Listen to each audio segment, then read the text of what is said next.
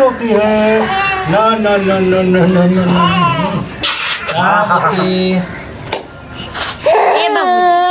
भैया कह दी दूसरा शादी करे के। भैया कब तक यहाँ रही हन, भौजी आई हन तो बनी सन के संभारी हन। ए बाबूजी मुस्कान ठीक कहतिया, भौजी आ जी हन तो दोनों बनी के देख रेख करिहन नु और खाना बना के हमने के टाइम से दिहन नु।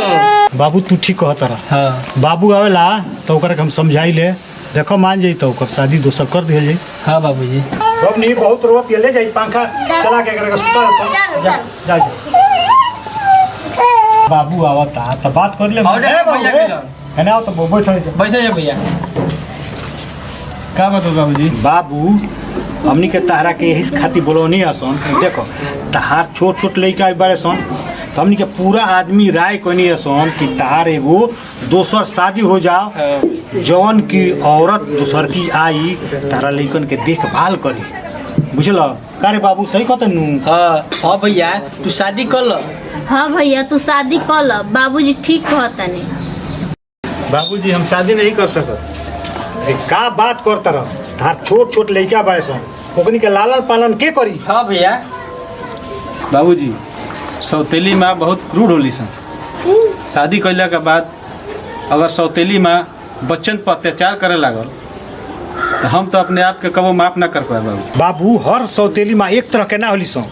तू शादी कर, आगे जौन होई तो देखल जाई। हाँ भैया बाबूजी ठीक कहता रह, तू शादी कर लो। प्लीज भैया शादी कर लो, अब बाबूजी के बात मान जा। ठीक बा, जब सब केहू के यही विचार बा तो हम शादी खातिर तैयार बा। ठीक बाबू तो मान गई। हाँ। अब हम लड़की वाला के लगे फोन करतानी आ काल्हे बाबू के शादी हो जाई, ठीक बा? हाँ। वो मंदिर में हो जाई। हाँ।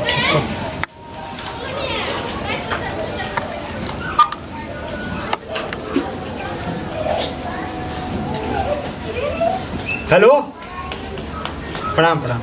देखी ना बबनी के शादी हमारा बाबू से हो जा, बाबू मान गई बा शादी करे खातिर। तो 5 दिन काल है मंदिर में शादी हुई थावे मंदिर में, ठीक बा? ठीक बा। हाँ तब ठीक बा, प्रणाम प्रणाम। मान गई हलू, काल है शादी हो जाए, ठीक बा? चले के सब तैयारी कर जा। चलो।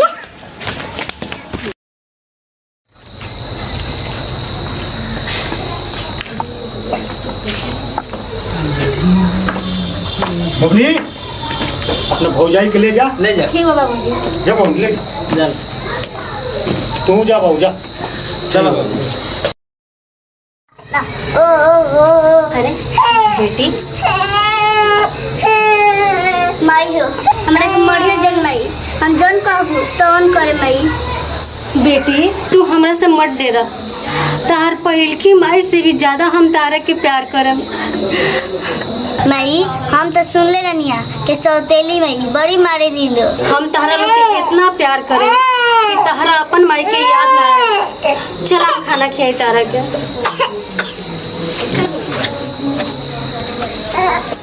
आई लाइला दूध ला दूध। ए भौजी दो पानी के बना तनी हाल लेती है। ना ना ना तो बेटी खाना खा, भूखाइल बड़ू ना बहुत।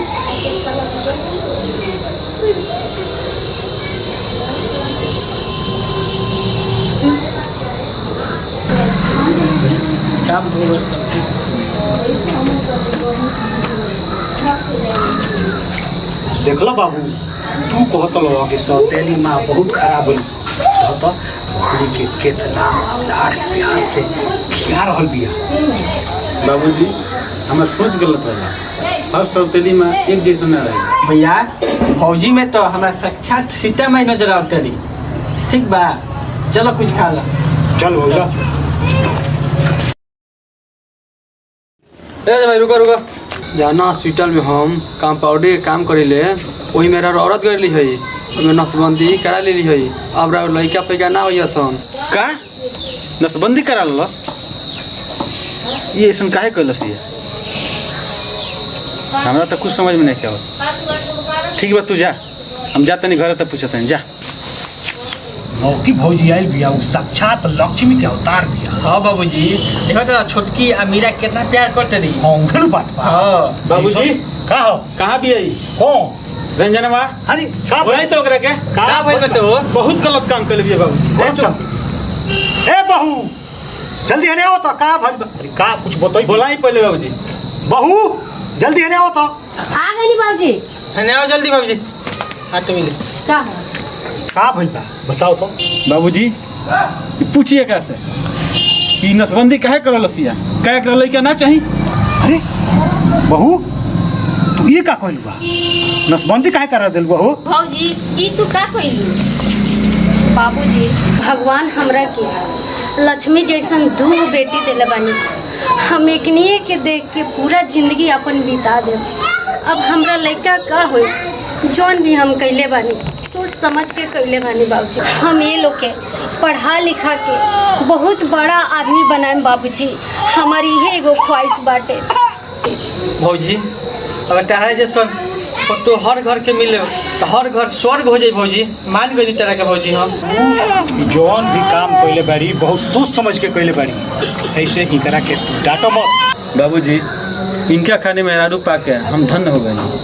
काश ये दुनिया के हर सौतेली माँ इनके जैसे रहती तो लोग सौतेली माँ से कबो घृणा ना कर। बात बा तो चलो लो खाना ठंडा होत होई खाना खा लियल जाओ।